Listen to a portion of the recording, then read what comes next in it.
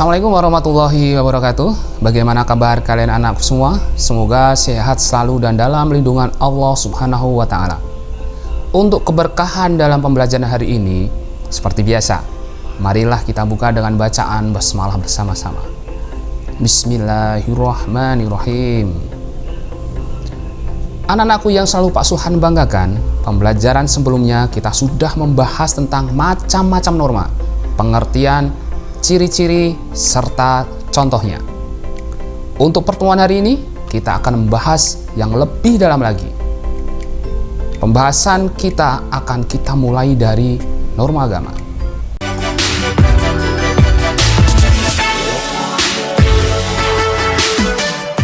Anak-anakku, sejenak mari kita pikirkan.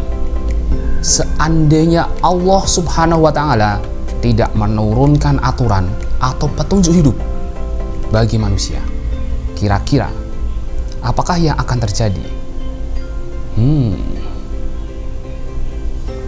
Semua dibolehkan, kebebasan hidup tanpa ada batasan. Kalian pasti bisa membayangkan, pastilah kehancuran yang akan terjadi.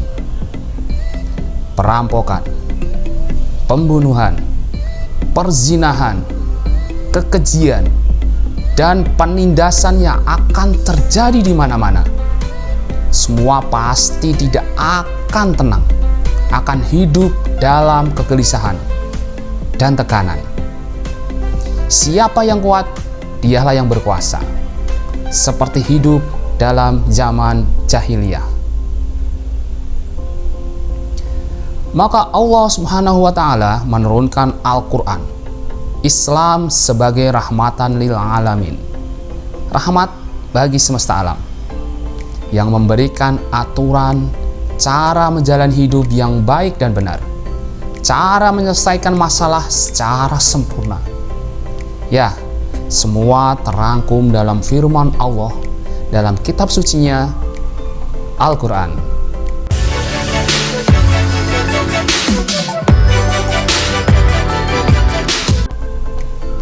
Al-Quran adalah aturan atau petunjuk hidup yang paling tinggi, sempurna, dan tidak ada keraguan di dalamnya.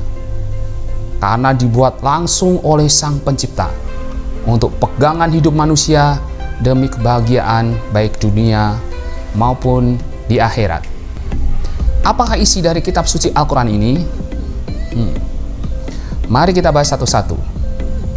Beberapa isi dari kandungan Al-Quran adalah yang pertama, Al-Quran berisi tentang akidah. Ya, Al-Quran mengajarkan tentang kepercayaan dan keyakinan akan kekuasaan dan keagungan Allah Subhanahu wa Ta'ala, pencipta alam semesta. Allah satu-satunya Tuhan, tiada yang lain. Berisi tentang ilmu tauhid, bahwa Allah lah satu-satunya yang berhak disembah dan bukti-bukti kebesarannya.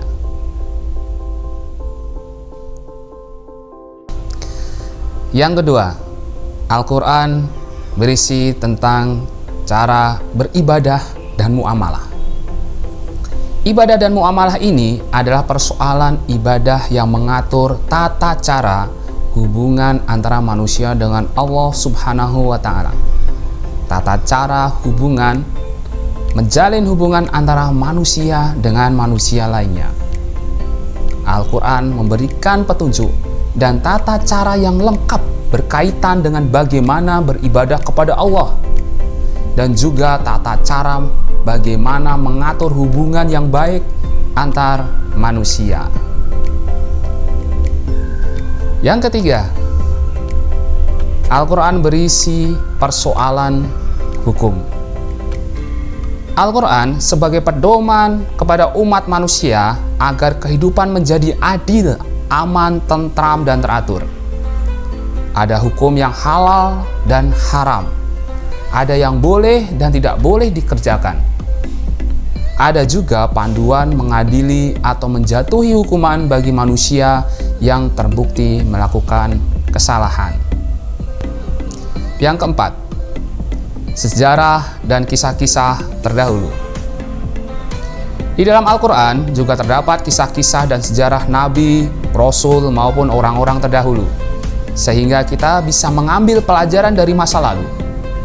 Selain sebagai pelajaran, sejarah biasanya akan terulang.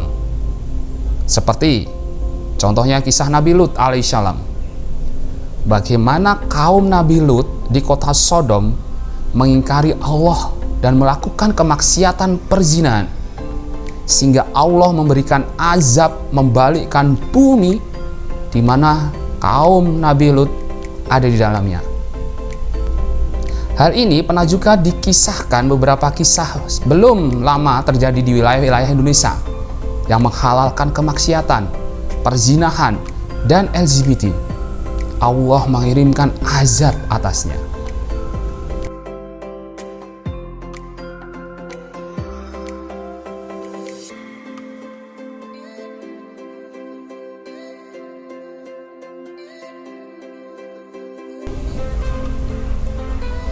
Yang kelima, rujukan ilmu pengetahuan dan teknologi.